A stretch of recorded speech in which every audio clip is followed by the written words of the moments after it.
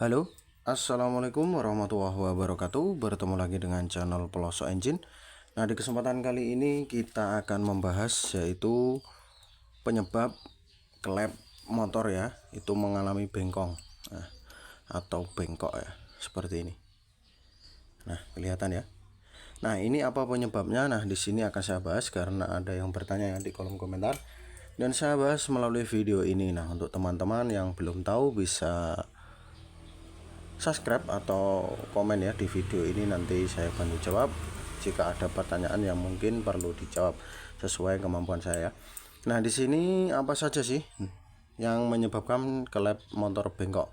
Nah, ada beberapa hal ya yang menyebabkan klep motor bengkok ya. Nah, di sini saya punya beberapa klep yang kondisinya ada beberapa yang bengkong. Nah, seperti ini. Dan yang akan saya bahas adalah yang sederhana dulu ya.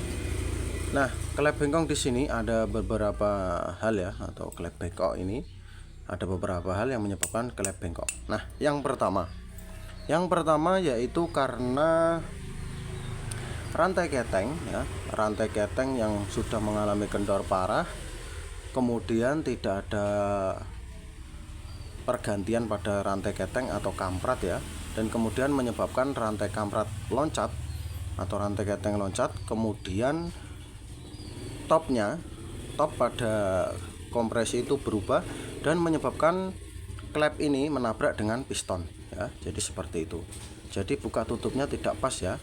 Jadi saat waktunya klep menutup dia masih terbuka dan kemudian sehernya menabrak klep. Nah, jadi mengakibatkan bengkong. Nah, itu hal yang sering terjadi, yaitu karena rantai keteng yang sudah mulai aus dan waktunya ganti namun tidak diganti, menyebabkan klep bengkok ya. Nah, yang pertama yang sering terjadi. Dan yang kedua yaitu karena mungkin saat memasang top kompresi ya. Jadi saat kalian melakukan pergantian rantai keteng atau bongkar motor kalian sendiri ya, kemudian top kompresinya tidak pas, itu juga bisa menyebabkan klep ini bisa bengkok. Seperti itu ya teman-teman ya. Nah, jadi itu adalah yang sering terjadi ya, dua tadi sering terjadi. Nah, ini yang tidak sering terjadi namun ada juga yang terjadi ya. Apa saja? Nah, itu biasanya dari noken as ya yang dimodif ya, maksudnya itu bisa menggunakan racing ya, ada juga yang menggunakan racing dan diameter tonjolannya ini ya. Nah, diameternya itu lebih tinggi ya. Jadi overlapnya itu lebih tinggi. Nah, overlap di sini itu maksudnya buka tutup klep ya. Jadi saat ini lebih tinggi ya tonjolan di noken as ini, nanti mengakibatkan klep ini terbuka lebih lebar, kemudian melebihi dari standarnya, batas aman dari standarnya, dan bisa mengakibatkan bukanya terlalu lebar dan menabrak piston atau seher ya. Seperti itu. Nah, itu yang sering terjadi ya untuk para modif yang mungkin ya tidak menggunakan dial atau asal pasang noken racing, itu juga bisa ya, seperti itu. Dan yang terakhir jarang terjadi namun ada ya. Nah, saya juga pernah mengalami kasus seperti itu, yaitu klepnya yang terlalu jelek ya, kualitasnya terlalu jelek. Ada ya teman-teman, saya pernah, itu kata tukang bubutnya ya, karena sudah dipasang top kompresi sudah betul dan kita sekur klepnya tidak ada yang seret ya, jadi semua longgar, namun saat dipakai ya, itu mengalami bengkong. Nah, ternyata setelah dilihat kendalanya atau dilihat permasalahannya dibawa di tukang bubut, karena kancing ya perlu dicopot ya, itu agak susah dan merusak bos klepnya. Itu ternyata bagian ini as ini ya, maksudnya bagian ini loh. Nah, yang bagian ini batang klepnya ini mengalami memuai ya.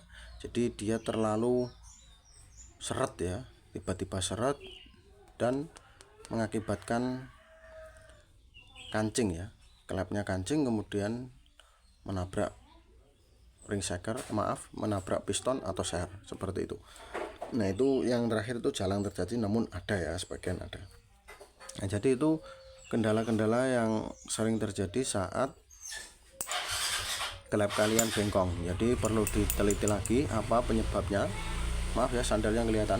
Nah, apa-apa saja yang membuat klep motor ini menjadi bengkok ya. Jadi kalian harus paham dulu apakah ada kesalahan dalam memasang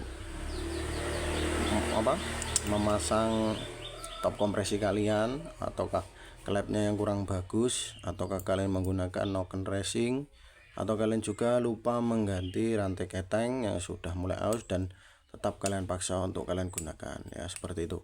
Jadi sekian tutorial kali ini, sampai jumpa di video saya berikutnya, semoga bisa membantu dan bermanfaat. Sekian dan terima kasih. Assalamualaikum warahmatullahi wabarakatuh.